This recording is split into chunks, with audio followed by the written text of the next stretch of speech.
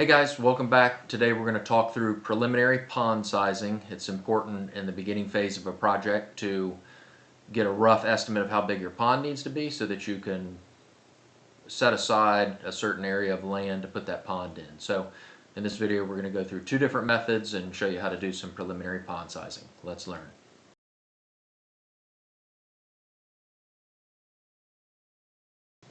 Hey guys, welcome back. Today we're going to walk through two different methods for sizing a detention pond in the preliminary phase of a project. One is going to be using a PDF, one single page document that we put together, and then two, takes a little bit more effort but a little bit more accurate. We'll put it into the spreadsheet and run some pre and post calculations and calculate the size. And then we're going to take that, when I say size I mean the volume, then we'll take that volume divided by the depth estimate and then come up with a footprint for how big it needs to be within the parcel. So here is an example of the existing condition, and we have this separated out into a north and a south, 9.1 acres, 9.2. For all preliminary basins, we almost always use a curve number of 55. It's going to give us a conservative estimate. And then on the proposed, we have the north basin of 8.7 and a south of 9.6, and with a curve number of 70. This 70 is really just an estimate based upon our PDF document.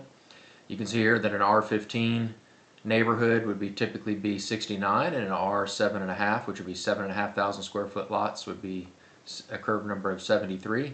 So since these lots are 12,000 square feet, it would basically be an R12. So I just did a little bit more than 69 and just chose 70. So that's how we came up with these numbers. So both of these basins are roughly 9 acres, a little more, a little less, but they're basically 9 acres. And first here you'll want to pick your soil type, and either, if you know the approximate imperviousness or the zoning, go and find your curve number. And then here on this side you take your curve number and then you cross-reference with the size and acreage, and then that gives you the cubic footage. And if you need to do channel protection, this would be only for Georgia projects, you'd add that in as well. So in this one we said our curve number was 70, so we're going to be working from this column, and 9 acres. And so it's going to be a little bit more than 8. Well, 8 is 48,000. Let's just say 50,000 to keep it simple. And then for the channel protection, since this is also in Georgia, here's a curve number of 70. 8 acres is 17.3. We'll just round that up to 20. So we need about 70,000. 50 for the main pond, and then an extra 20 for channel protection in the main pond. So 70,000 cubic feet for each of these ponds. Now let's look at putting it in the spreadsheet. This is our pond design spreadsheet, and the first tab is going to be the primary tab for you to enter information in, but then you'll also want to use this coefficient CN tab. So I've put in these 4 basins. We have a north and a south, a pre-north, which is 9.1 acres, and I used 55 again, and then a pre-south, which was 9.2 acres, and I used 55. There's also some off-site north drainage onto the property, which I've already put into the spreadsheet, but when we're calculating a detention pond size, we don't really need to include off-site areas that drain through, unless you're going to run all of that off-site property through your pond, and then you would need to add channel protection volume for that particular area. But we're going to just bypass it around our pond and exclude it altogether. So these are the two main ones we're looking at: pre-north, post-north. So my pre is 55, my post is 8.7 acres with a CN of 70, and then my post south is, let's fix this real quick, south was 9.6 acres with a CN of 70. So we'll do the north first. I take these two numbers, it goes from 9.1 to 8.7 and a CN of 55 to 70. So you go back to this first tab here. The pre is 9.1 CN of 55, post is 8.7 CN of 70, and that is going to calculate 52,000 cubic feet for the pond right there, which is pretty close to our guesstimate from that other sheet. To calculate channel protection, we do need to go to this second tab and enter some information in there. So we also put the 8.7 acres there, and CN, that pulls from the first tab. And then the imperviousness, let's actually go back and look and see what that was. North Basin imperviousness, 24%. So let's put that in there. Oh no, that's in acres. So the quantity of impervious, 2.12. So I'm going to put 2.12. Okay, and the channel protection is about 19,000, so that gets added in to the 50,000 for just attenuation, and it comes up with 71. So we guesstimated 70 from the first method using that PDF document, and then we've got 71 with this method. Now let's look at the South Basin. So this goes from 9.2 to 9.6. And so since this post area is larger, I think we're going to come up with a larger pond. So this one was 9.2 and 9.6. The CN remains the same. Really for this one we could just hit equals and go back and click that. And then the impervious is 2.34 acres. 2.34. And so we've got 21,000 channel protection and 58,000 of attenuation for a total of 78,000. So let's just say 80,000 for this one and 75,000 for the other one. So here's the north one. I'm going to say 75K cubic feet.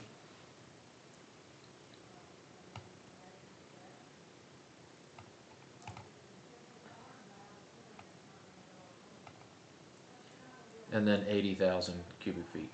And so what we found with this estimation method, for smaller ponds it ends up being almost exactly right, but as the pond gets larger and larger, like up to, let's say over 50,000 cubic feet, you know, approaching 100 or up to 150, then it's more of a conservative estimate, and we really could make the pond a little bit smaller.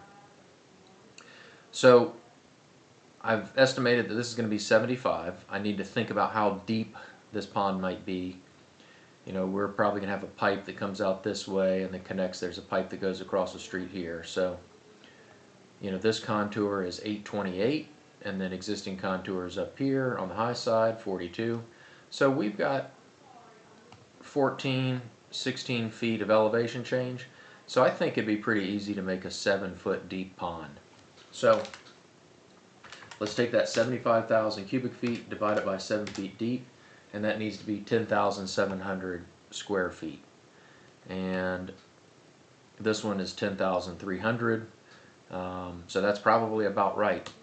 You know, the top contour is going to be a little bigger, bottom contour a little smaller, but the average is going to be somewhere in the middle, so that 10,300 is pretty good. Now this one, we have a lot of elevation change going on through here. And then where we discharge, it's say a 30 to this high side up here, 48. So we have 20 feet here.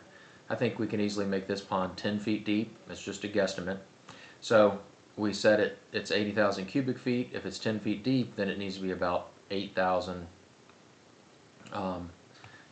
square feet for the footprint. So again, I'm going to pick the middle one. We had just drawn this shape in just for fun, but if I hit AAA, turns out that's 22,000. So that's more than double how big it needs to be.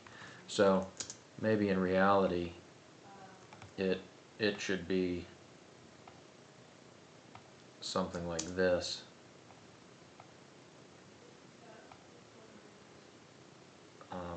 Let's move that over a little bit, and then I offset that by 20, and then change my OG to 1. That's offset gap type, and then offset by 10.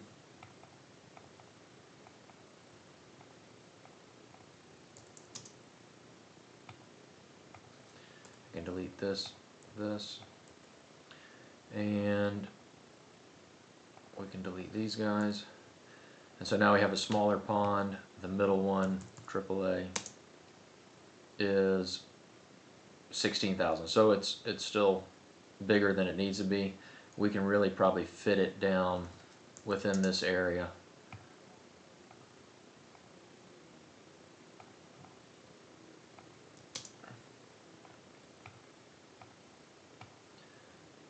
Let's try that. 20, offset 10.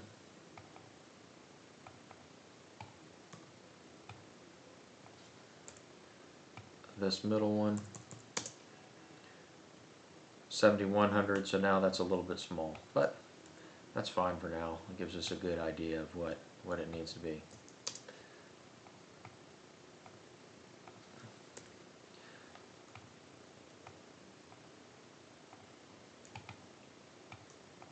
So there we have it. We've just sized two ponds here using two different methods. One was the pond sizing PDF, and then the second was our pond design spreadsheet using 3 tabs on there. And let me show you where the other one is. If you go to support, company policy, and then preliminary and DD, we have this pond sizing chart right here, and that was the chart that we used to calculate the 50 and the 20. And you see this was for preliminary purposes just as accurate as a spreadsheet, but a little bit more simple. If you're used to measuring your CNs and your areas and have time to put that into the spreadsheet, that's going to be a little bit more accurate. But either method is acceptable. So that's all we have for this pond sizing video, and hope it's helpful, and we'll talk to you next time.